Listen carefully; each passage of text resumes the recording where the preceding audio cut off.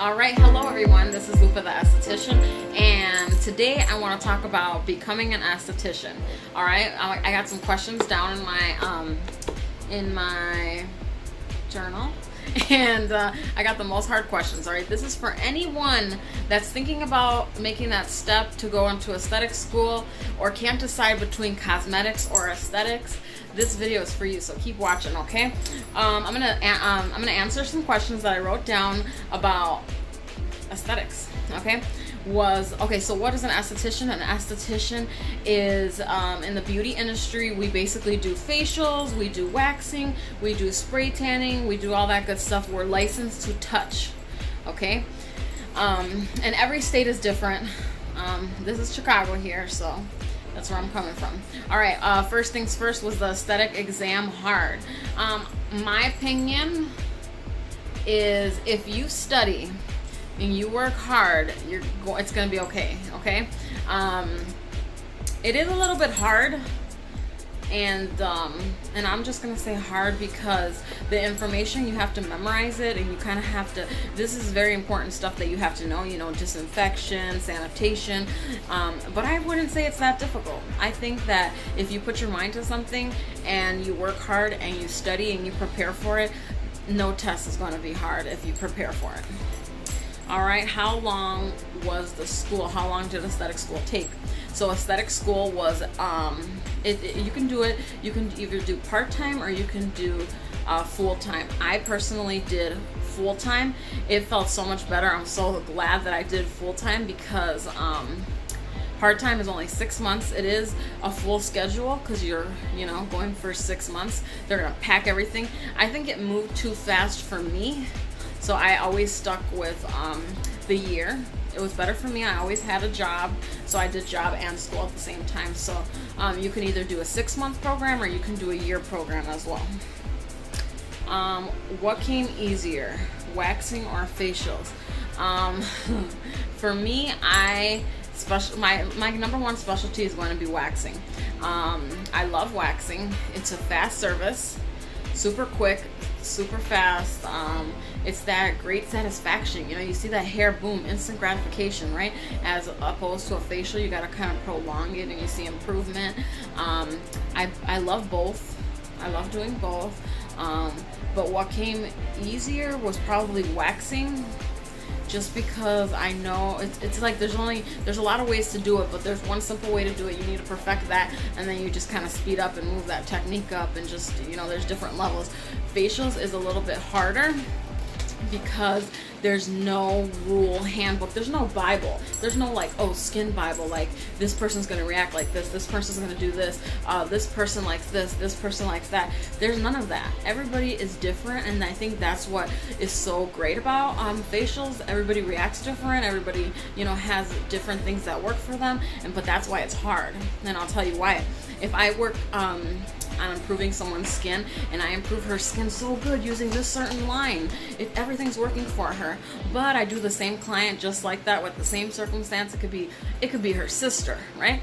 It's probably not going to work for her. We just don't know, because everybody is so different. I mean, waxing too. Waxing, once you wax a couple thousand people, you're gonna be set. Facials, you could wax your millionth person, and that 100 millionth person that you wax is going to have something that you're like, damn, what happened here? So I think facials is a little bit hard. It's hard getting comfortable, massaging them, touching their face. And I'll say this, I'm heavy-handed. Anybody that knows me will tell you this is true. I'm heavy-handed, so it was kind of hard to be gentle. It's kind of hard to be gentle. So just to answer that one, I think waxing is a little bit easier. Facials, it's a little bit harder. What was the best part of aesthetic school? To be done with it? No. The best part of aesthetic school was getting that hands-on experience. And once you get to so aesthetic school, it depends on what school you go to, but the school I went to, the first half of the 6 months, we did basically hands-on on each other. We got to learn hands-on. The next part, which is the next 6 months, we got to actually take clients. So I was very excited about that. I love sales. I love touching people. I love getting in there, getting involved. not touching people like that. I like getting my hands like in there and being like, girl, you're gonna be fine. All right. If anybody knows me, I have my clients out there. They're gonna be like, yeah, Lupe, you could tell her anything. So I really was so excited to just go to that second part. I learned everything. Now let me put everything to use. So the second part of the program was the best because I got to interact with clients. We would have clients come in our student spa, and we really got to experience real life, right? So as soon as I did that, even before school, I was excited about this, a little nervous, but as soon as I did that, I'm like, hell yeah, I'm doing what I love. This is the bomb. So the second half, when you start getting your clients, when you start building your books, when you start moving forward, I think that's the absolute best part of aesthetic school, because you're like, wow, I made her feel good, you know? So I think that's the best part. What do you wish you knew beforehand that you know now? What do I wish I knew before? That's a hard question. What do I wish I knew before starting school? I wish I just did it faster. I mean, that's probably my biggest I mean, I don't have any regrets, but like to say, I wish I was doing this faster so that I could just be doing it for a longer period of time, because I just love it so much. I absolutely love my job. I love what I do. I love helping people. I love helping people feel beautiful. I just love it, and I love teaching. That's the number one thing. I'm also an aesthetic instructor, and I just love everything I do. I love when I say something to someone or explain something and their eyes just open like, oh wow. So I just really love that. I wish I knew that it wasn't that hard. Anything is learnable. Doesn't matter what level of education you are, or if you think you're not smart enough, or if you think, oh my god, this is gonna bore me, or oh my god, it's gonna be so hard. It's not that bad, you know? If you get the right person to break everything down for you, and you get the right teachers, and hopefully you get a great experience, you know, it's gonna be fine. In the real world, it's gonna be okay. That's when you get your real knowledge. Okay, tips on picking a school. All right, tips on picking a school.